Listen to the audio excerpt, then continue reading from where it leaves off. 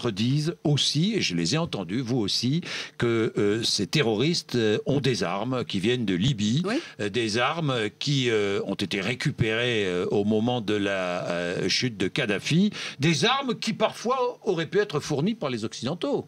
Mais, écoutez, ces terroristes, Oui. ils ont proliféré sur toutes sortes de trafics.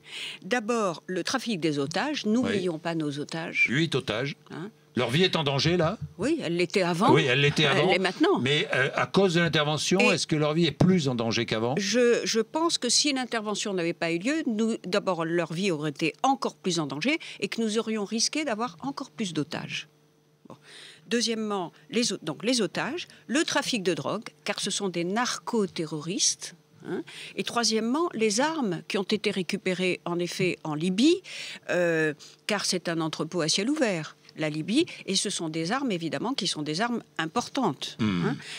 C'est des batteries anti-aériennes. D'ailleurs, c'est comme ça que, même si c'était par une arme légère, un de nos soldats malheureusement a été tué dans un hélicoptère. Oui, voilà. Dans un hélicoptère.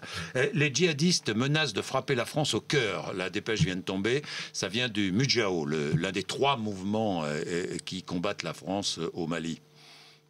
Qui s'est spécialisé précisément dans tous ces trafics. Oui. Si vous voulez, depuis alors, vous prenez cette menace au sérieux lorsqu'ils disent les djihadistes menacent de frapper la France au cœur? Bien entendu, c'est pas pour rien que le plan Vigipirate a été encore renforcé. Et d'ailleurs, une des raisons pour lesquelles le gouvernement a prévu, avec le soutien du Parlement, cette intervention militaire par les armées africaines, qui est précipitée maintenant par les attaques terroristes, une des raisons, c'est parce que nous avions parfaitement conscience des risques d'attaques terroristes, non seulement dans l'ensemble de la région, et vis-à-vis de nos ressortissants, qui sont quand même 6 000 Français, 6 000 Européens à Bamako principalement, mais aussi sur le sol français et européen. Donc c'est pour ça aussi que les Européens sont avec nous, et c'est pour ça aussi que les Américains nous soutiennent. Alors je le répète, la France est en première ligne, mais nous avions le soutien complet de la communauté internationale. Elisabeth Guigou, vous avez lu la tribune de Dominique de Villepin?